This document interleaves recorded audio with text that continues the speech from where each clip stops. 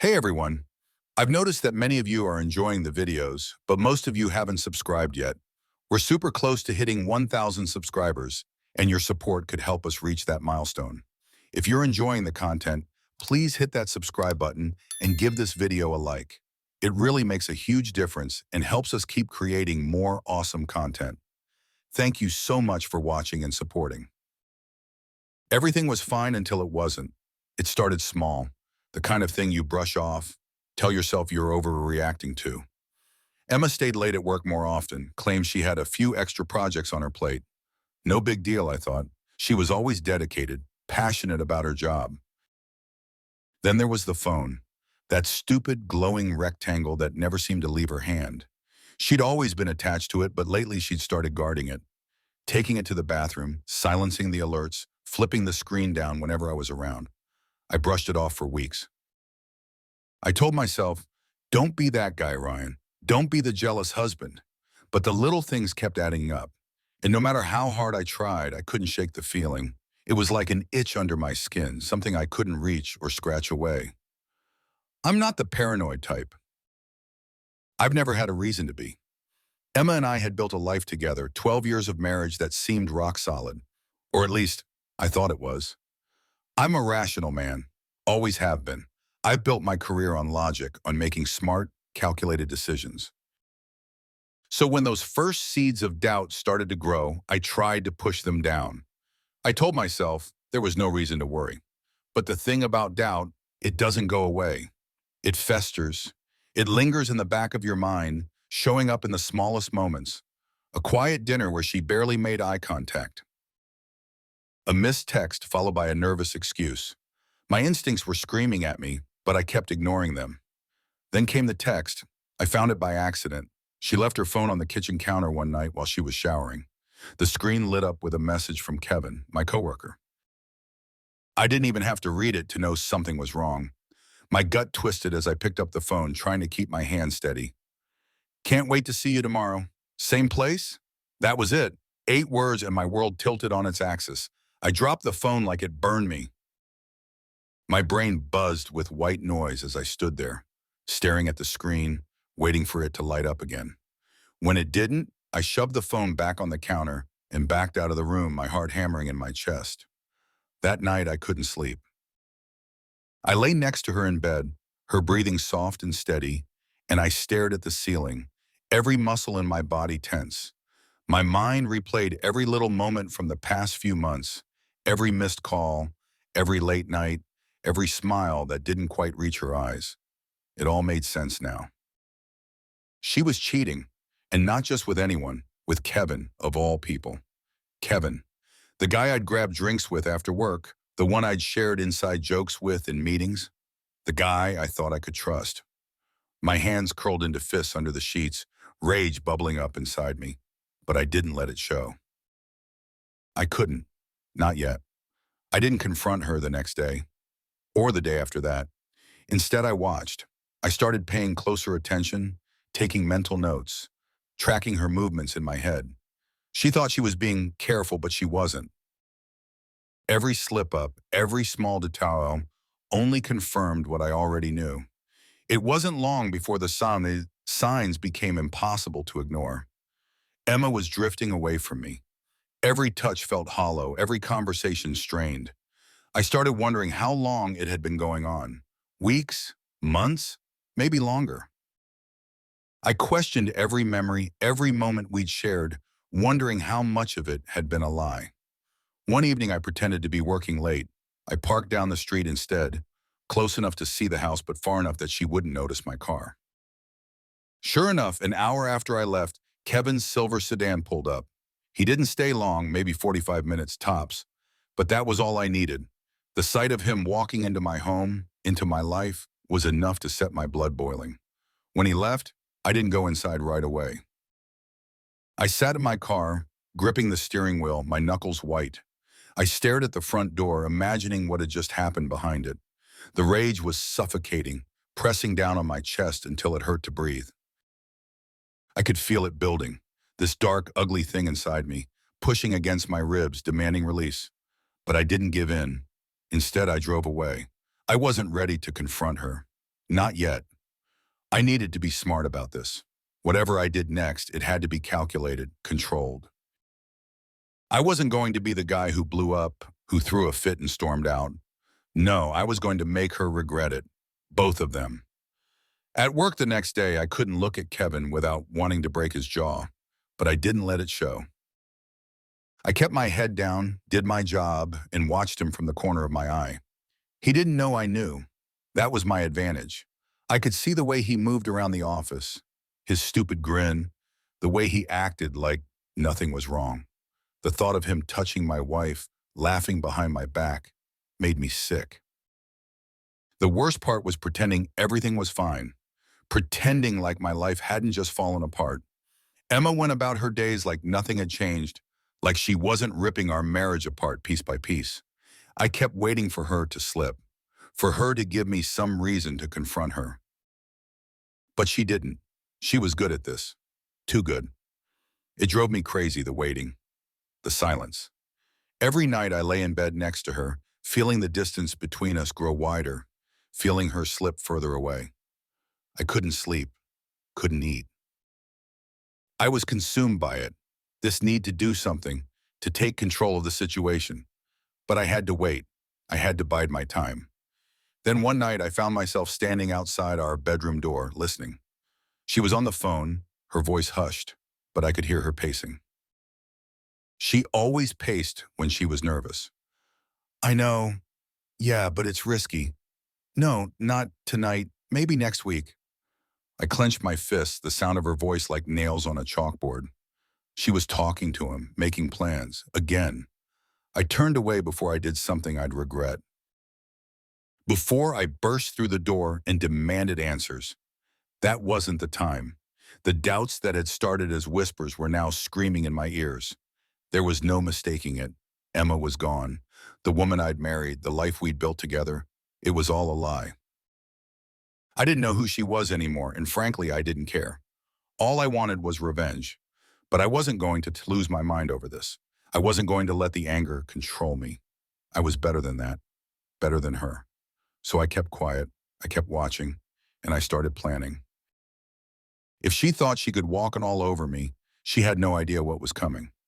The next morning, I woke up with a clarity I hadn't felt in weeks. I knew what I had to do. The doubt, the suspicion, it had taken root, and now it was growing into something darker, something I could use. I was done being the victim. Emma and Kevin had made their choice. Now it was my turn.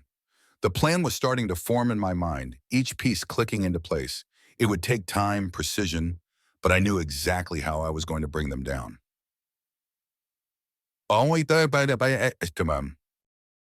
Emma thought she could lie to me, cheat on me, and get away with it. She was wrong. Emma's behavior grew more erratic as the days went by. Every excuse felt thinner, every absence more suspicious. I started to notice her avoiding eye contact when we talked, rushing through conversations like she had somewhere better to be. I didn't push her, not yet, let her think she was in control. But I was watching every missed call, every sudden change of plans. It all added up. I started testing her subtly to see how far she would go to maintain the lie. I'd ask her to come with me to an event, knowing full well she'd make an excuse. Each time she'd give me the same half-hearted smile, the same rehearsed lines about how she had to work late or wasn't feeling well. She didn't even try to make it believable anymore. The frustration gnawed at me, but I kept my cool. If I was going to bring her down, I needed proof. Cold, undeniable proof. So I decided to take matters into my own hands. I wasn't going to sit back and let her walk all over me. I installed tracking software on her phone, so it wasn't hard. Emma had always been careless with her passwords. A couple of clicks, a little finesse, and I was in. Every text, every call, every location, it was all at my fingertips. I could see everything. It didn't take long for the pieces to fall into place. The texts between her and Kevin were worse than I imagined. They weren't just arranging secret meetings, they were mocking me, laughing about how clueless I was. Every message I read made my blood boil. I saw Kevin suggest meeting at some out-of-the-way restaurant on the other side of town, someplace they thought I'd never go. Emma's replies were short and flirty, like she was giddy about the whole thing. I clenched my fists, the anger coursing through me like fire. How long had this been going on? Weeks? Months? Longer? I scrolled through their conversations and my stomach turned with every new message. I wasn't just angry, I was humiliated. They'd made a fool of me, and they were enjoying it. I could have confronted her right then. I could have stormed into the bedroom, thrown her phone in her face, demanded answers, but that would have been too easy for her. She didn't deserve an outburst. She didn't deserve anything from me. Instead, I waited. The next day at work, I watched Kevin from across the office, pretending not to notice him while knowing every detail about his life. He had no idea I was onto him. He was laughing with the guys, cracking jokes as if everything was normal. It took everything in me not to walk over and break his jaw, but I held back. I had to be smart about this. I couldn't let my emotions get the better of me. Later that week, I left work early again. That gnawing feeling in my gut told me today was the day. I couldn't explain it, but something was different. I drove home faster than usual, my pulse quickening with every mile. When I pulled up to the house, everything seemed normal. Emma's car in the driveway, the blinds drawn like usual. But I knew. I slipped the key into the lock, turning it as quietly as I could. The house was silent, almost too silent. My heart pounded in my chest as I stepped inside, the faint scent of her perfume lingering in the air. I crept down the hall, avoiding the creaky spots in the floor, my hand hovering over the bedroom door handle. I took a deep breath, steeling myself for what I knew was coming. I opened the door. There they were, Emma and Kevin, tangled in each other, completely oblivious to my presence. They didn't hear me. They didn't even see me standing there, my shadow cast long across the floor.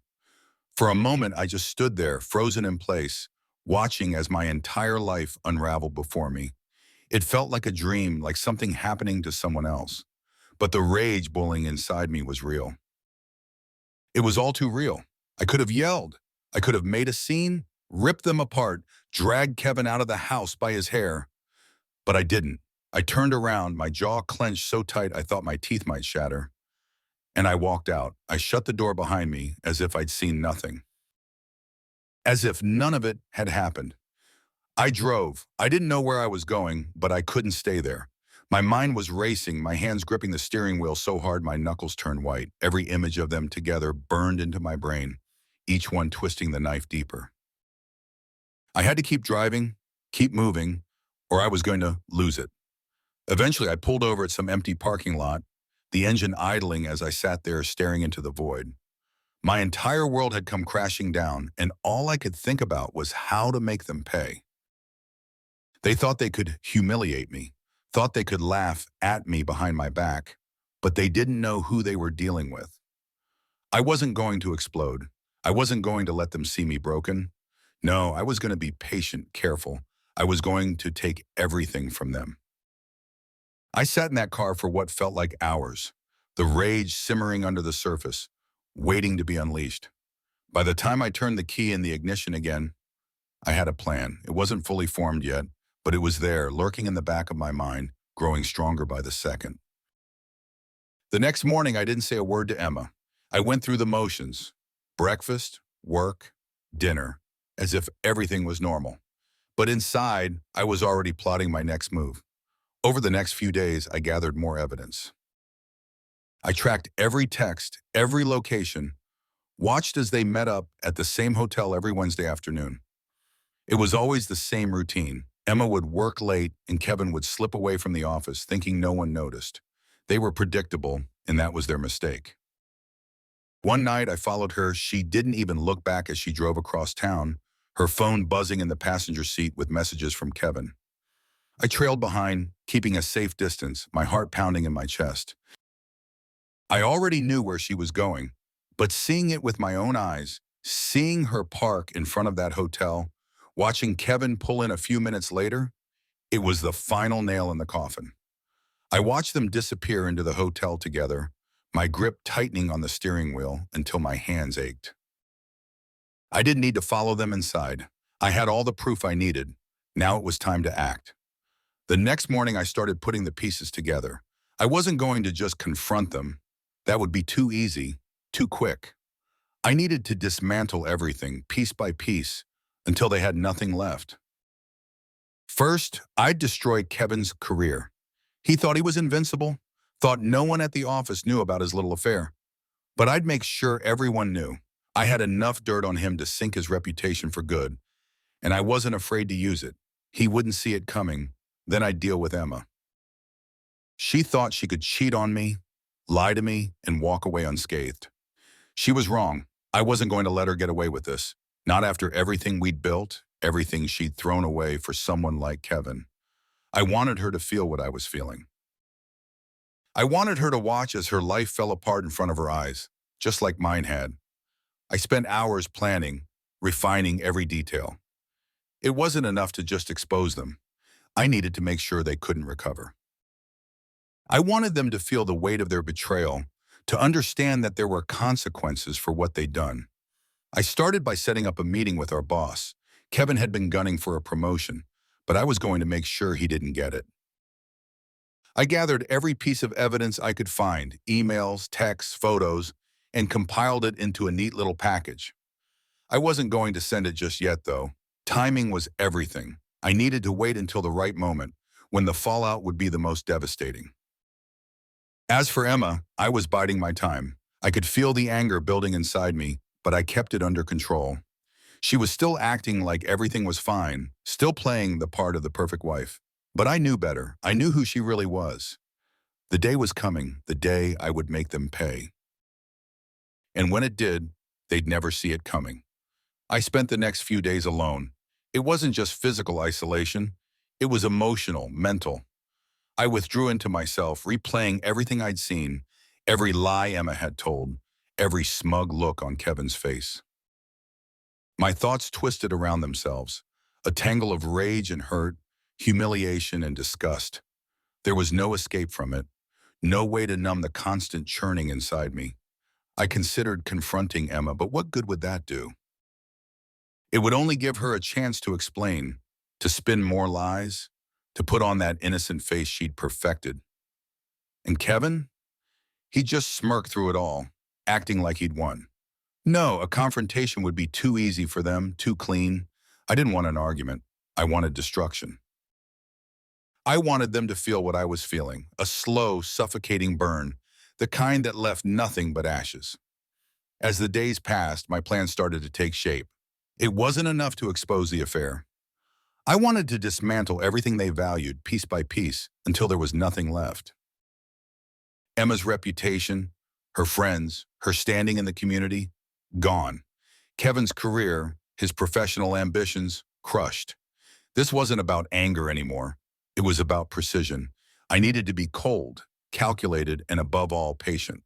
But first, I had to decide how to break them. Legal action, divorce. Those were obvious options, but they wouldn't leave the kind of lasting damage I craved. A courtroom battle would turn into a drawn-out spectacle, and I'd have to share space with Emma, listen to her lies through gritted teeth. I wanted something cleaner, something that left no room for recovery. I wanted them to watch their lives crumble, knowing I was behind it. I began by spying on Kevin. His every move became my obsession. I'd slip out during my lunch break to follow him, watching him leave the office for his secret meetings with Emma. I noted every detail, the restaurants they went to, the hotel they frequented, even the clothes he wore. It was methodical, almost clinical.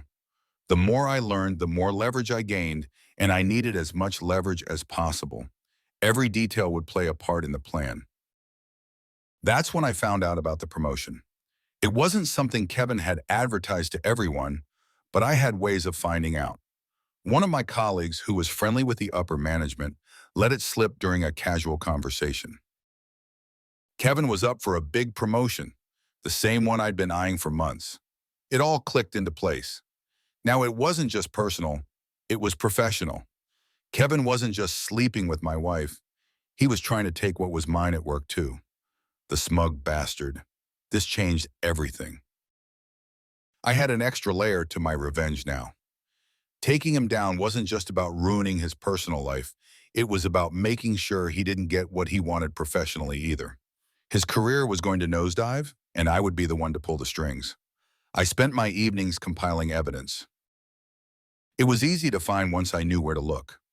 There were photos of Kevin and Emma meeting in public, texts between them that I'd intercepted, and even emails Kevin had sent from his work account. Sloppy, careless. He thought no one was watching, but I was. I gathered it all, organizing it into a neat little package that could ruin them both. But I wasn't ready to unleash it yet. Timing was everything. I had to make sure this bomb went off at the perfect moment. Kevin's downfall would start at work. He was well-liked, but that didn't matter. If I could expose his incompetence, his lack of professionalism, people would turn on him. It was just human nature. The higher you are, the harder the fall. I started by undermining his work subtly. I'd sit in meetings with him, letting him ramble on. Then I'd strategically poke holes in his arguments. I made sure to do it in a way that didn't seem personal, just professional.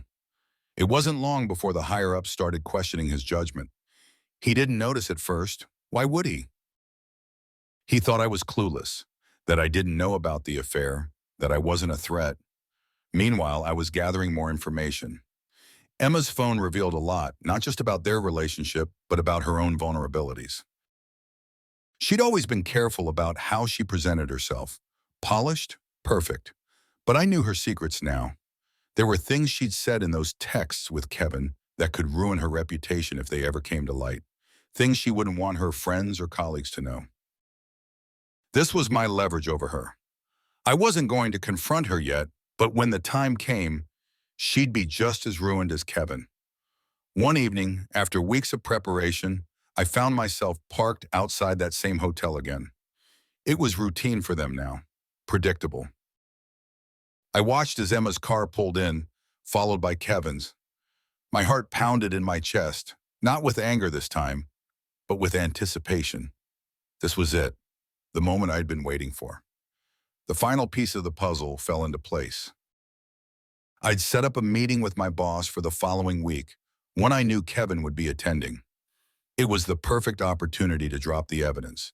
But there was still one thing nagging at me, one last detail I needed to confirm. I hadn't seen Kevin's wife in weeks.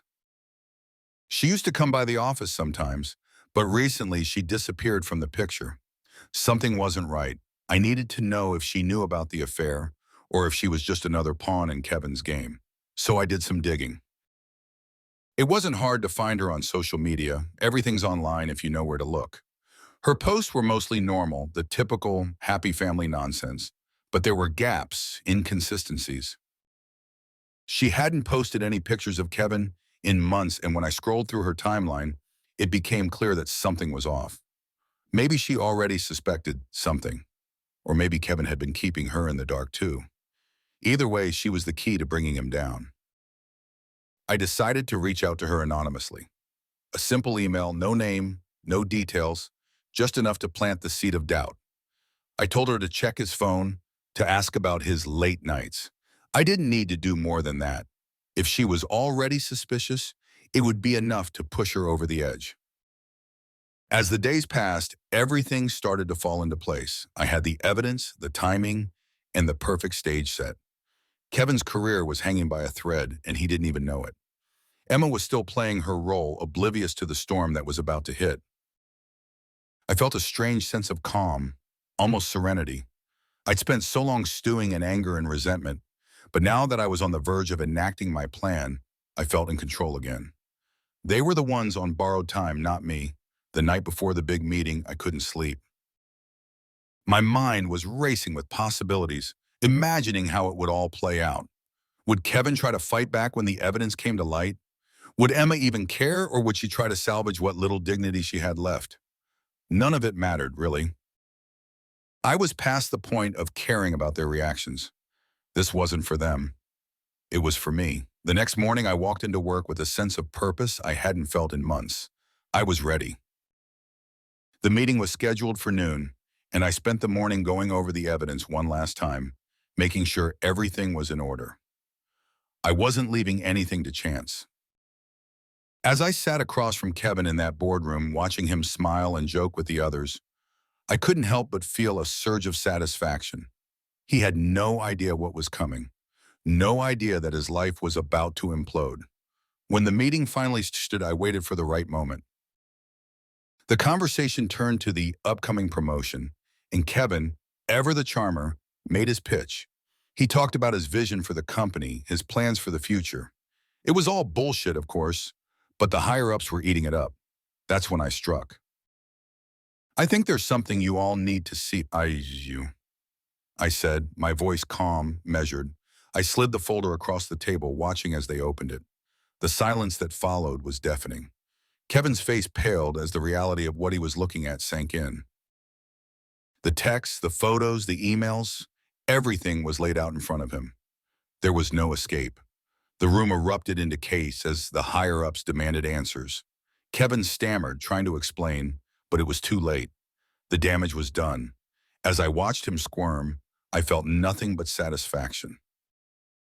This was just the beginning. Emma was next, and by the time I was finished, they'd both be left with nothing. No job, no reputation, no future. I walked out of that meeting with a sense of finality. The plan was in motion. There was no turning back now. I knew the tip-off to Kevin's wife was only the first move in a much larger game. It was the spark that would ignite everything else. I kept it simple. An anonymous email, just enough to cast a shadow of doubt. I didn't need to say much. Just a few carefully chosen words about her husband's late nights and how she might want to take a closer look at his phone. That was all it took. Kevin's wife had already been on edge. I could tell from the gaps in her social media posts, the forced smiles in her pictures. The seed I planted would quickly grow into something uncontrollable. All I had to do was sit back and watch it unfold. Meanwhile, I continued to sabotage Kevin at work. It wasn't hard. He was already slipping. The pressure of the affair, the guilt, the lies, it was all starting to take its toll. I pushed him just enough to make sure his performance continued to decline. I stayed one step ahead, positioning myself as the reliable alternative. When he made mistakes, I quietly corrected them, but never in a way that would save him. Instead, I let those mistakes linger just long enough to draw attention from the higher-ups. Emma, on the other hand, was starting to sense something was off. She wasn't an idiot. She had become more cautious, more guarded, but that only made her more predictable. Every time she looked over her shoulder, I was 2 steps ahead. She started leaving her phone face down on the table. But it didn't matter. I still had access. The messages between her and Kevin were getting shorter, more frantic. They were feeling the pressure, but neither of them could pinpoint where it was coming from. Then came the complication I hadn't expected. Emma's pregnancy. I found out the same way I found everything else, through her messages. The texts were cryptic at first, but it wasn't long before she spelled it out. She was pregnant, and she didn't know who the father was. For a moment, I hesitated. The idea of her carrying Kevin's child made me sick, but the possibility that the baby could be mine made me pause. This changed things. A child would complicate everything, especially if there was even the slightest chance it was mine. For a brief second, I questioned whether I should pull back, whether I should confront her directly. But that moment passed quickly. The rage surged back, hotter than ever. This wasn't a complication. It was just another betrayal. In my mind, the pregnancy wasn't a reason to stop. It was fuel to push me further. Emma had shattered our life beyond repair, and now she had the audacity to carry this mess forward. The child, whether it was mine or Kevin's, was irrelevant. It was a symbol of everything she'd thrown away, everything she'd destroyed. My revenge would be all the more satisfying, knowing she'd have to face it with this additional burden. I pressed forward. Kevin's behavior at work became increasingly erratic. He started missing deadlines, his presentations were sloppy, and he began lashing out at coworkers. All of this only made it easier for me to undermine him. I continued planting the seeds of his incompetence, subtly steering conversations in meetings, making sure the higher-ups knew he wasn't fit for the promotion. But it wasn't enough to ruin his professional reputation. I wanted his entire life to implode. The tipping point came sooner than I expected. Kevin's wife must have confronted him about the affair. Whatever happened between them, it left Kevin unsteady. He started arriving late to work, looking disheveled, as if he hadn't slept in days.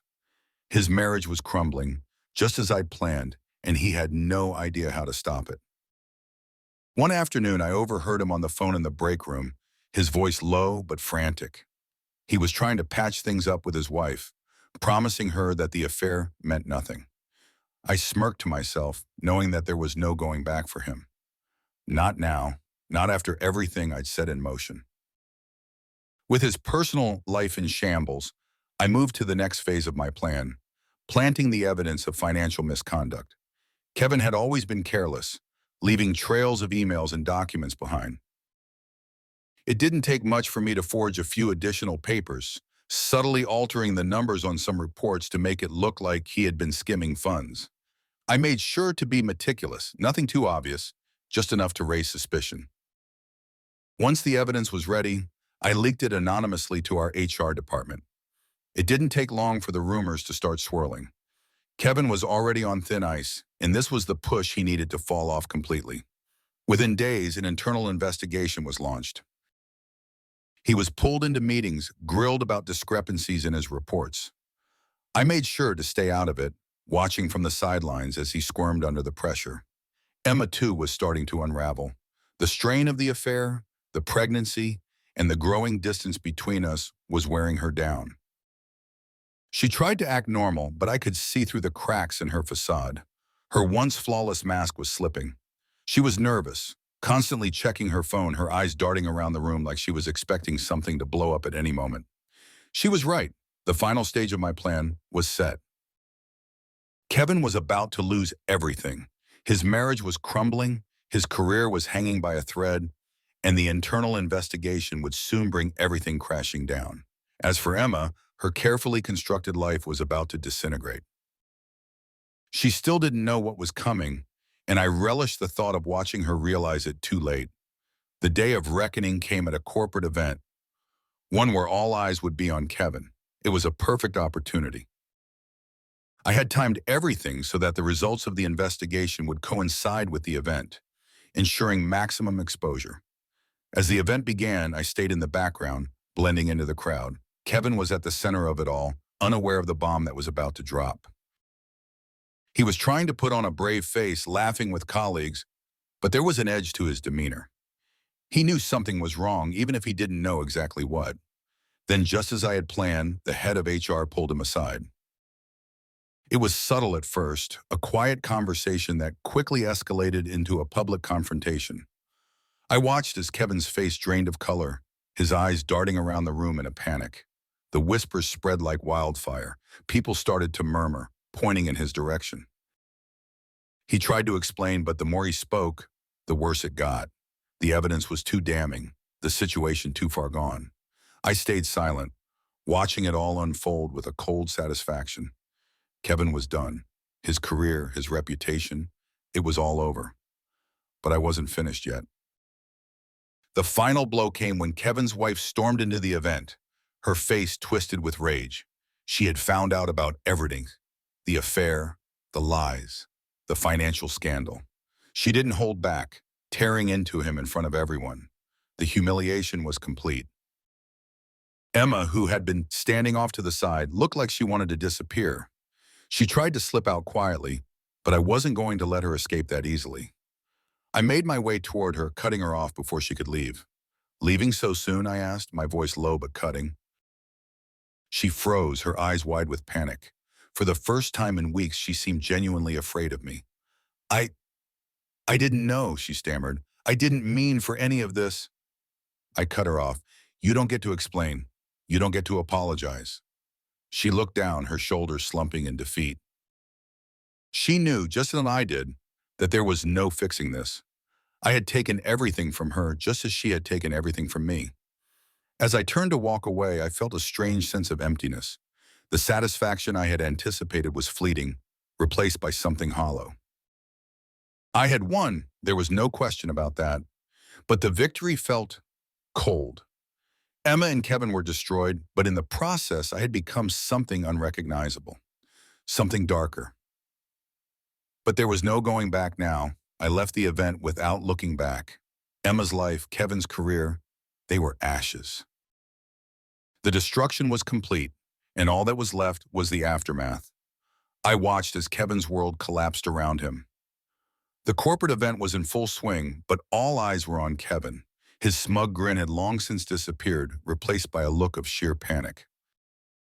It wasn't just the HR manager's cold, accusing tone that had shaken him.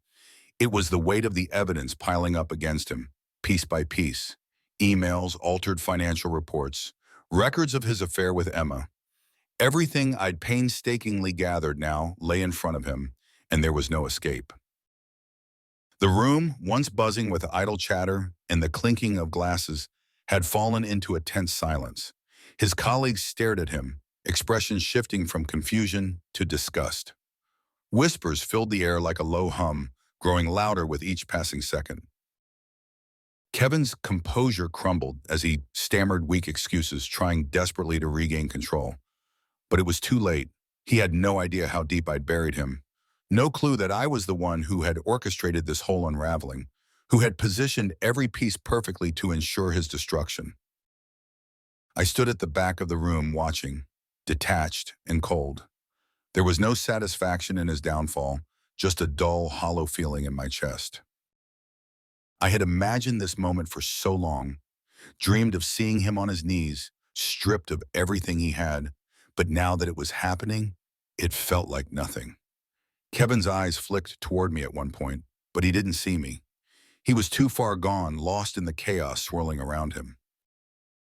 His wife, who had stormed in minutes earlier, stood with her arms crossed, her face a mask of fury. She wasn't yelling anymore. She didn't need to. The cold, quiet condemnation in her eyes said everything. I had never meant to involve her in this. She had been collateral damage, a necessary step to pull Kevin apart at the seams. But watching her now, the way her shoulders slumped, the way the fire in her eyes slowly died as the reality of her husband's betrayal set in, I felt the smallest flicker of guilt. She hadn't deserved this, not really. But Emma had. I found her near the exit, her back pressed against the wall, as if she were trying to disappear into it. Her wide, terrified eyes met mine, and for a moment I thought she might bolt, but she didn't. She stood frozen, her face pale, lips trembling, as she realized she couldn't escape what was coming. "Ryan." Her voice was barely a whisper, weak, pleading. I could see her struggling to find the right words, searching for some explanation, some excuse that might soften the blow she knew was coming. But there were no words, no apology that would fix this, and she knew it. I stepped closer, the space between us shrinking to nothing, but I didn't touch her. I didn't need to. The weight of what I'd done hung between us, thicker than any words. For a moment, I considered what she might say. Would she beg for forgiveness? Would she fall apart in front of me, show some semblance of guilt for what she'd done? But then I saw it, the flicker of self-preservation in her eyes, the desperate need to save herself. Even now, she wasn't sorry. Not for what she'd done to me, to us. She was only sorry because she'd been caught. "Ryan, please." Her voice cracked. "I didn't mean for it to go this far. Stop." I cut her off, my voice steady, firm. "You don't get to explain." Not now. Her mouth snapped shut, and for the first time since this whole nightmare began, I saw fear in her eyes. Real fear.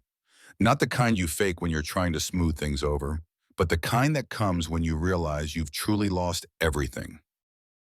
It hit me then, harder than I expected. I had won. I had taken everything from her, from Kevin. They were both standing in the ruins I had created, and there was no going back. For a brief moment, I felt a surge of power, a dark satisfaction that I hadn't anticipated. This was what I had wanted, wasn't it? To make them pay, to see them suffer the way I had suffered. And now they were. Kevin was finished, his career obliterated, his marriage in shambles. Emma, she looked like a ghost of the woman I had once loved, but it didn't feel the way I thought it would. The satisfaction was fleeting, overshadowed by something else, something I couldn't quite name. Emptiness. Emma's lips parted as if she were going to try again, but I held up a hand, silencing her. "I'm not interested in your excuses," I said quietly. "You made your choices, you and Kevin both. Now you get to live with them." She blinked rapidly, tears welling in her eyes, but I didn't care. Not anymore. I had shed my last tear over her weeks ago, the night I found them together in our bed. This was the end of the road, for both of us. Without another word, I turned and walked away, leaving her standing there. I could feel her gaze burning into my back, but I didn't look back. I couldn't. If I did, I wasn't sure what I'd see. Pity, desperation, guilt. It didn't matter. She was nothing to me now. Just another casualty in the wreckage I had created.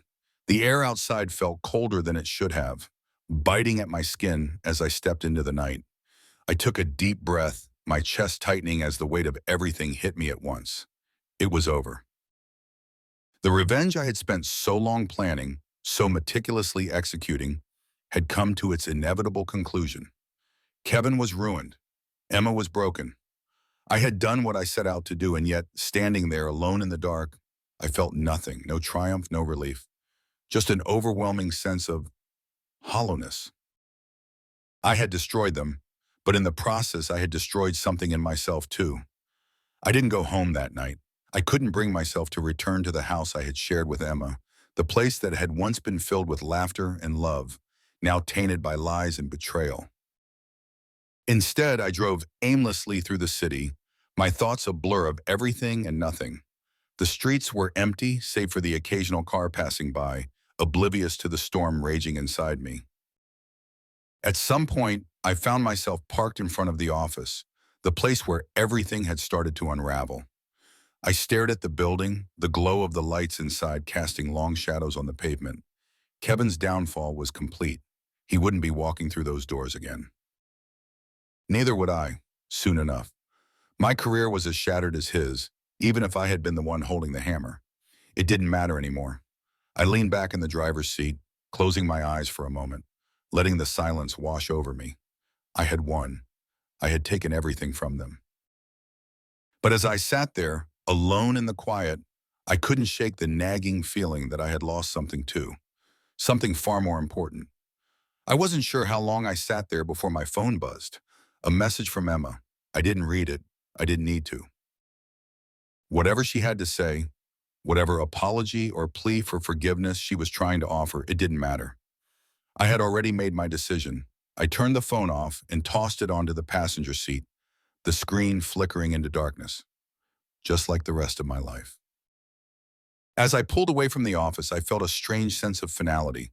This was the end of my revenge, the climax of the destruction I had so carefully planned. But the victory felt hollow, meaningless in the grand scheme of things. I had nothing left. No wife, no career, no future. Just the ashes of a life I had burned to the ground. And yet, as I drove away from everything I had known, I couldn't help but wonder if somehow that was exactly what I needed. To start over. To build something new from the ruins. Something better. I never went back to the house. I couldn't. Everything about that place was a reminder of what I had lost, of who I had been before all of this. I sold it within weeks, fast-tracked the paperwork, and left the keys in the mailbox for the new owners. There was no goodbye, no last look. I didn't need one. That chapter of my life was over, and I wasn't about to let it haunt me any longer. The days following the event at the corporate party were a blur. It was as if I was moving through life in a fog, my mind numb from the fallout of what I had done. The high I had anticipated after watching Kevin and Emma's lives implode never came. Instead, I felt empty, like I had cut out a part of myself in the process of tearing them apart. Work became unbearable. Every hallway, every office carried the weight of the destruction I had set in motion. Whispers followed me wherever I went. People knew something had happened, even if they couldn't quite put their finger on it. Kevin had been dismissed, his reputation in shambles, and I had won the promotion. But the victory was hollow. What had it really gained me? I barely lasted a month before I quit. The paperwork was swift, and nobody seemed surprised when I handed in my resignation. I packed up my office in silence, walking out of the building that had once been a symbol of my success, now just another reminder of the wreckage I had created. With no wife, no job, and no ties to the city, I did the only thing that made sense. I left. I found myself in a small town miles away, a place where no one knew me, where I could disappear into the background. The apartment I rented was modest, nothing like the home I had once shared with Emma. But that was the point. I needed simplicity, something untouched by the complexities of my old life. Here, I wasn't Ryan, the man who had orchestrated an elaborate revenge. I was just another stranger. For the first time in months, I had time to think. And in the quiet of those long, sleepless nights, I began to confront the truth I had been avoiding. I had destroyed my own life as much as I had destroyed theirs. The house was gone, the job was gone, and Emma, well, I didn't know what had become of her. Part of me didn't care. But another part, a smaller part that I hated to acknowledge, wondered, what had she done after I walked away that night? Had she found a way to piece herself back together? Or was she still standing in the ruins I had left her in? I didn't reach out. I couldn't. Whatever closure she had found, it wasn't mine to disrupt. But the weight of it all, the guilt, the emptiness, stayed with me. It gnawed at me in the quiet moments, the ones where there was nothing to distract me from the hollow space inside. I had spent so long planning my revenge, so consumed by my anger, that I hadn't stopped to think about what would come after. What would be left of me when the dust settled? The truth was, I had no idea who I was anymore. The man who had walked into that house and found his wife in bed with another man, he was gone. I had killed him the moment I set my plan in motion. The man who had emerged on the other side, the one who had watched Kevin and Emma's lives disintegrate, that man wasn't someone I recognized. I knew I had to move forward, but the path wasn't clear. There was no guidebook for rebuilding yourself after tearing everything down.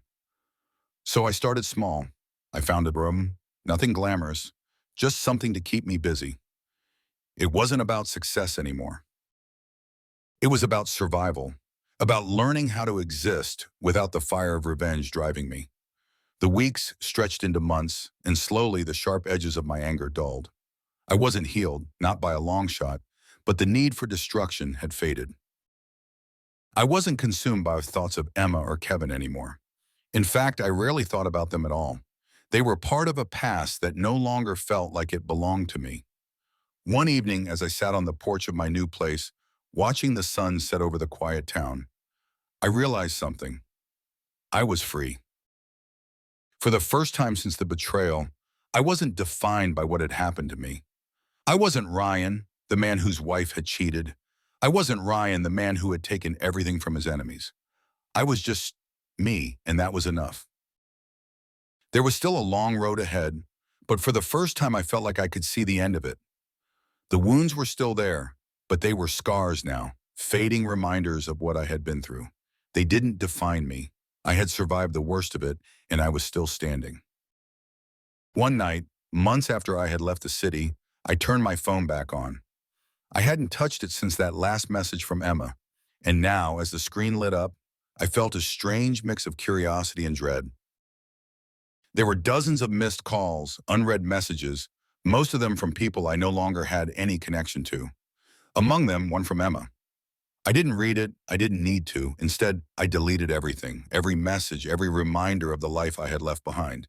It was time to let go. The past was just that, the past. Emma, Kevin, the house. It was all behind me now. And I had no intention of looking back. Whatever they had done with their lives after I left didn't matter. I was done with revenge, done with the bitterness that had consumed me for so long. In its place was something quieter, something simpler. Acceptance. I wasn't the same man I had been before the betrayal, and I never would be. But that didn't have to be a bad thing. In the darkness, I had found a strength that I didn't know I had. And with that strength came the realization that I didn't need to be defined by what had happened to me. I could rebuild. I could start over. And this time, I could do it for myself. The sun was setting again, casting long shadows across the street as I sat on the porch. It was a quiet evening, the kind I had come to appreciate in this new life I was building. There was no chaos here, no tension, just peace, and for the first time in a long time, I felt a flicker of hope. I didn't know what the future held, but I wasn't afraid of it anymore. I had been through the darkest parts of myself, and I had come out the other side. Scarred, yes, but stronger. Different, but not broken. I stood up, taking one last look at the fading light before heading inside. There was still work to be done, still pieces of myself that needed mending. But I had time. Time to heal, time to grow, time to live. As I closed the door behind me, I felt a sense of finality. The past was behind me, and I was ready to move forward. Whatever came next, I was ready for it. I wasn't the man I used to be, but maybe that was the point.